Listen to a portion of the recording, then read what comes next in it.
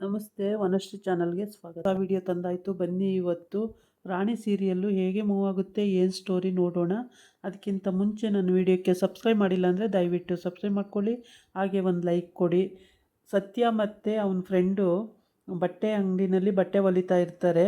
ಅಲ್ಲಿಗೆ ಇನ್ಸ್ಪೆಕ್ಟ್ರು ಬರ್ತಾರೆ. ಇನ್ಸ್ಪೆಕ್ಟ್ರು ಬಂದು ಎಂಕ್ವೈರಿ ಮಾಡೋಕ್ಕೆ ಬಂದುಬಿಟ್ಟು ಎಲ್ಲಿ ಕಾವೇರಿ ಗೊತ್ತಾಯ್ತಾ ಅಂತ ಕೇಳ್ತಾರೆ. ಇಲ್ಲ ಸರ್, ಗೊತ್ತಾಗಿದ್ದರೆ ನಾನು ಹೇಳಲ್ವ ಸರ್, ನನಗೇನು ಗೊತ್ತಿಲ್ಲ ಅಂತ ಹೇಳ್ತಾನೆ. ಗೊತ್ತಿಲ್ಲ ಅಂತ ಹೇಳಿದ್ರೆ ಹಾಂ ಹೆಂಗೆ ನಂಬೋದು, ತಂಗಿ ಹೋಗೋಳೆ ಅನ್ನೋ ಟೆನ್ಷನ್ನೇ ಇಲ್ಲ, ತಂಗಿ ನಾಪತ್ತೆ ಆಗಿರೋದಕ್ಕೆ ಏನು ಟೆನ್ಷನ್ನೇ ತಗೋತಿಲ್ಲ, ಏನು ವರಿನೇ ಮಾಡ್ಕೋತಾ ಇಲ್ಲ ಅಂತೆಲ್ಲ ಕೇಳ್ತಾರೆ ಬಿಡಿಸಿ.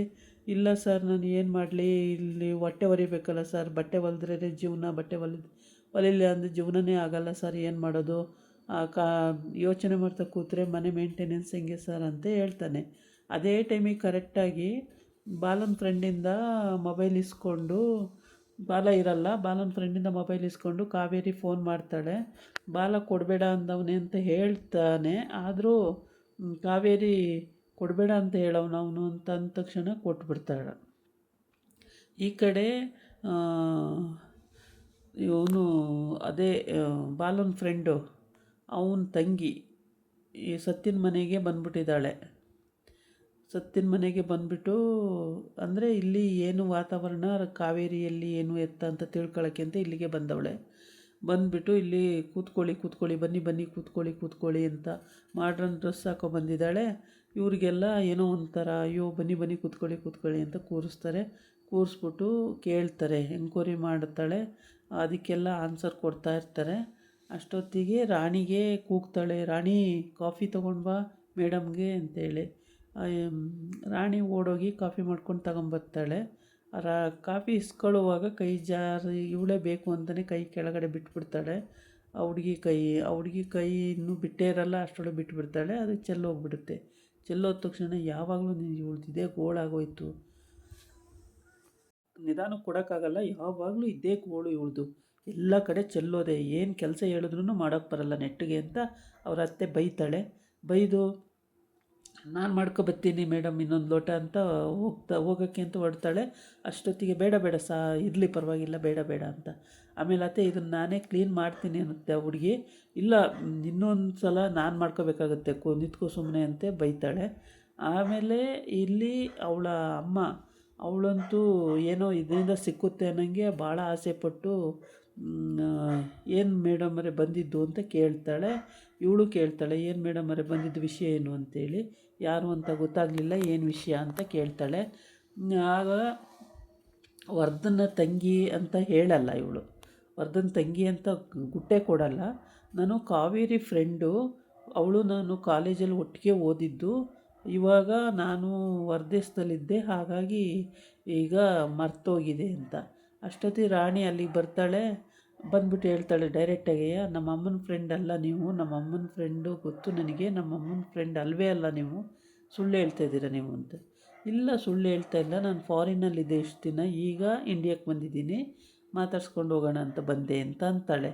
ಇಲ್ಲ, ಇದಕ್ಕೆ ಮುಂಚೆ ನಿಮ್ಮನ್ನು ಎಲ್ಲೋ ನೋಡಿದ್ದೀನಿ ನಾನು ಅಂತ ರಾಣಿ ಹೇಳ್ತಾಳೆ. ಎಲ್ಲಿ ನೋಡೋಕ್ಕೆ ಸಾಧ್ಯ ಮರಿ, ನೀನೆಲ್ಲೂ ನೋಡಿರಲ್ಲ ಅಂತ ಹೇಳ್ತಾಳೆ. ಕೂಲಾಗೇ ಮಾತಾಡ್ತಾಳೆ. ಆವಾಗ ರಾಣಿಗೂ ಇಲ್ಲ, ಎಲ್ಲೋ ನೋಡಿದ್ದೀನಿ ಇವ್ರನ್ನ, ಇವರು ಹೊರದೇಶಕ್ಕೆ ಹೋದವರಲ್ಲ ಅಂದ್ಕೊಂಡು ಆ ಹುಡುಗಿನೂ ಯೋಚನೆ ಮಾಡ್ತಾಯಿರುತ್ತೆ. ಆಗ ಇವಳು ಕಾವೇರಿ ಎಲ್ಲಿ ಮತ್ತೆ ಅಂತ ಕೇಳ್ತಾಳೆ. ಈ ಕಾವೇರಿ ನಮಗೆ ಗೊತ್ತಿರುತ್ತೆ ನಿಮಗೆ ಹೇಳೋದು, ಅದೆಲ್ಲಿ ನೆಗೆದು ಬಿದ್ದೋದ್ಲೋ ಏನೋ ಅಂತ ಅವಳು ಬೈತಾಳೆ. ಆವಾಗ ಈ ರಾಣಿ ಅಳು ಬರುತ್ತೆ ರಾಣಿಗೆ, ಏನೊಂದು ಈ ನಮ್ಮ ಅಮ್ಮನ್ನು ಬೈತಾರಲ್ಲ ಇವರೆಲ್ಲ ಅಂತೇಳ್ಬಿಟ್ಟು.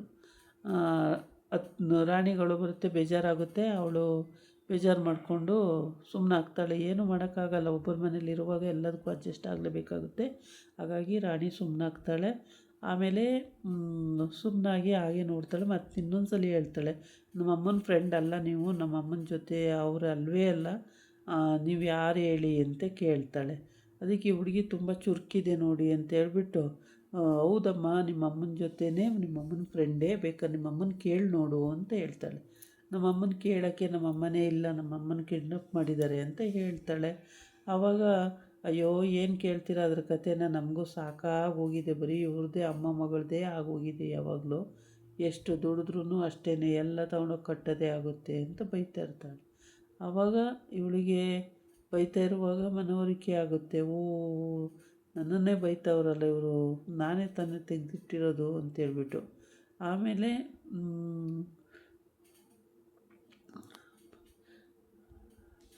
ಆಮೇಲೆ ಕಾವೇರಿ ಅತ್ತಿಗೆ ಹಾಗೆಲ್ಲ ಹೇಳಿ ಬೈತಾಳೆ ಅವಳಿಗೆ.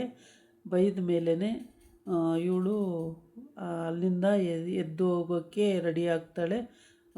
ಕಾವೇರಿ ವಿಷಯ ಏನೂ ಗೊತ್ತಾಗಲ್ವಲ್ಲ, ಹಂಗಾಗಿ ಕಾವೇರಿ ವಿಷಯ ಮನೆಯವರಿಗೆ ಗೊತ್ತಿಲ್ಲ. ಇನ್ನು ಅವರೇನು ಇವಳಿಗೆ ಹೇಳ್ತಾರೆ, ಏನೂ ಗೊತ್ತಿಲ್ಲ. ಸತ್ಯನ ಒಬ್ಬನಿಗೆ ಗೊತ್ತು, ರಾಣಿಗೆ ಗೊತ್ತು, ಅಷ್ಟು ಬಿಟ್ಟರೆ ಬೇರೆ ಯಾರಿಗೂ ಅವಳೆಲ್ಲಿದ್ದಾಳೆ ಎತ್ತ ಏನು ಅಂತ ಒಂದು ಚೂರು ಗೊತ್ತೇ ಇಲ್ಲ, ಬಿಟ್ಟಿಲ್ಲ ಅವನು. ಅಷ್ಟು ಜೋಪಾನ ಮಾಡಿದ್ದಾನೆ. ಈಗ ನೋಡಿ ಎಲ್ಲ ಗೊತ್ತಾದ್ರೂ ಮನೆಯವರಿಗೆ ಏನೂ ಹೇಳಿಲ್ಲ.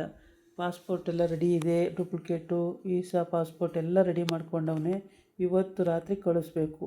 ಈ ಕಡೆ ಕಾವೇರಿ ಮನೆ ಎದುರುಗಡೆಗೆ ಬಂದಿಯಾನೆ ಬಾಲ. ಆದರೆ ಇದು ಇವಳದು ವರ್ಧನ್ ತಂಗಿದೆಲ್ಲ ಕಾರು ಇಲ್ಲೇ ಯಾಕೆ ಬಂತು, ಏನಕ್ಕೆ ಬಂದಿಯಾಳೆ ಇಲ್ಲಿ ಅಂತೇಳಿ ಅವನು ಅಲ್ಲೇ ನಿಂತ್ಕೊಂಡು ನೋಡ್ತಾ ಇರ್ತಾನೆ.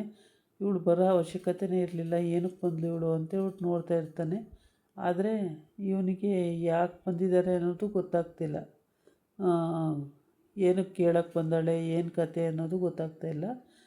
ಸುಮ್ಮನೆ ಬಂದ್ಬಿಟ್ಟಿದ್ದಾಳೆ, ಏಕೆಂದರೆ ಅವನಲ್ಲಿ ನೋಡೇ ಇರಲ್ವಲ್ಲ. ಹಂಗಾಗಿ ಯಾಕೆ ಬಂದವಳೆ ಅಂತಲೂ ಕೇಳೋಕ್ಕಾಗಲ್ಲ ಅಂತ ಸುಮ್ಮನೆ ಇರ್ತಾನೆ. ಈ ಕಡೆ ಬಂದು ಕಾವೇರಿ ಮೊಬೈಲ್ ಇಸ್ಕೊಂಡು ಫೋನ್ ಮಾಡ್ತಾಳೆ. ಫೋನ್ ಮಾಡಿದಾಗ ಅಣ್ಣ ಮಾತಾಡೋಣ ಅಂತಾನೆ ಕಾವೇರಿ ಅಂತಾನೆ. ಅಂದ ತಕ್ಷಣ ಪೊಲೀಸು ಆ ಕಡೆ ಹೋಗಿರ್ತಾನಲ್ಲ, ಅವನು ಗಪ್ಪಂತ ಅಲ್ಲೇ ನಿಂತ್ಕೊಂಡು ತಿರ್ಗಾ ಕೇಳ್ತಾನೆ, ಕಾವೇರಿ ಮಾತಾಡು ಅಂತಾನೆ. ಆಮೇಲೆ ಇವನು ಮಾತಾಡಲ್ಲ ಸತ್ಯ. ಅಣ್ಣ ಮಾತಾಡೋಣ, ಯಾಕಣ್ಣ ಮಾತಾಡ್ತಿಲ್ಲ, ಮಾತಾಡೋಣ ಅಂತಾಳೆ. ಆಗ ಇನ್ಸ್ಪೆಕ್ಟ್ರ್ ಬಂದು ಹತ್ರಕ್ಕೆ ಬಂದು, ಮಾತಾಡೋ, ಯಾಕೆ ಮಾತಾಡ್ತಿಲ್ಲ, ಕಾವೇರಿ ಹತ್ರ ಮಾತಾಡು ಅಂತನಲ್ಲ. ಆಗ ಇನ್ಸ್ಪೆಕ್ಟ್ರು ಅಂತ, ಇನ್ಸ್ಪೆಕ್ಟ್ರು ಬಂದವರು ಅಂತೇಳ್ಬಿಟ್ಟು ಆವಾಗ ಕಾವೇರಿಗೆ ಏನು ಹೇಳಬೇಕು ಅಂತ ಗೊತ್ತಾಗಲ್ಲ, ಕೇಳಿಸ್ಕೊಂಬಿಡ್ತಾಳೆ ಎಲ್ಲನೂ.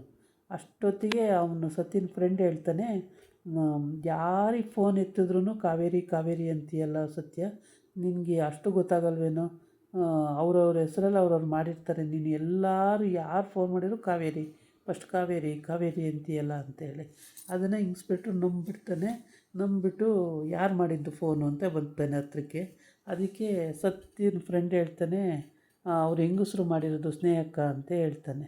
ಹೌದಾ, ಸ್ನೇಹಕ್ಕನ ಮಾಡಿರೋದು, ಆಯಿತು ಮಾತಾಡು ಅಂತ ಹೇಳ್ತಾನೆ. ಲೌಡ್ ಸ್ಪೀಕರ್ ಕೊಟ್ಟು ಮಾತಾಡು ಅಂತ ಹೇಳ್ತಾನೆ. ಲೌಡ್ ಸ್ಪೀಕರ್ ಅನ್ನೋ ಹೊತ್ತಿಗೆ ಅಲ್ಲಿ ಕಟ್ಟಾಗುತ್ತೆ. ಕಾವೇರಿ ಇನ್ಸ್ಪೆಕ್ಟ್ರು ಅಂತ ಗೊತ್ತಾಯ್ತಲ್ಲ, ಕಟ್ ಮಾಡಿಬಿಡ್ತಾಳೆ. ಕಟ್ ಮಾಡಿದ ತಕ್ಷಣ ಸರ್ ಕಟ್ಟಾಯಿತು ಅಂತ ತೋರಿಸ್ತಾನೆ. ಸರಿ ಬಟ್ಟೆ ಹೊಲಿ, ಇನ್ನೊಂದು ಸಲ ಬರ್ತೀನಿ ನೆಕ್ಸ್ಟು ಅಂತ ಹೇಳ್ಬಿಟ್ಟು ಹೋಗ್ತಾನೆ. ಯಾವತ್ತು ಬರ್ತಾನೆ ಏನೋ ಹೇಳೋಕ್ಕಾಗಲ್ಲ, ಹಂಗಂತ ಬರ್ತೀನಿ ಅಂತ ಹೇಳ್ಬಿಟ್ಟು ಹೋಗ್ತಾನೆ. ಆದರೆ ಪೊಲೀಸರ ಕೈಗಂತೂ ಸಿಗೋದು ಗ್ಯಾರಂಟಿ.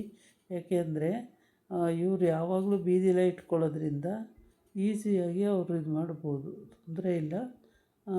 ಇನ್ಸ್ಪೆಕ್ಟ್ರು ಕೂಡ ಆಯಿತು ಮಾತಾಡು ಅಂತೇಳಿ ಹೋಗ್ತಾನೆ ಅವನ ಪಾಡಿಗೆ. ಅವನು ಸತ್ಯಂಗೆ ಅವನ ಫ್ರೆಂಡ್ ಹೇಳ್ತಾನೆ, ಯಾವಾಗಂದ್ರೆ ಅವಾಗ ಕಾಲ್ ಮಾಡ್ತಾರಲ್ಲ, ಗೊತ್ತಾಗಲ್ವ ಇಲ್ಲಿ ಪೊಲೀಸ್ ಇರ್ತಾರೆ ಅಂತೇಳ್ಬಿಟ್ಟು ಅಂತ.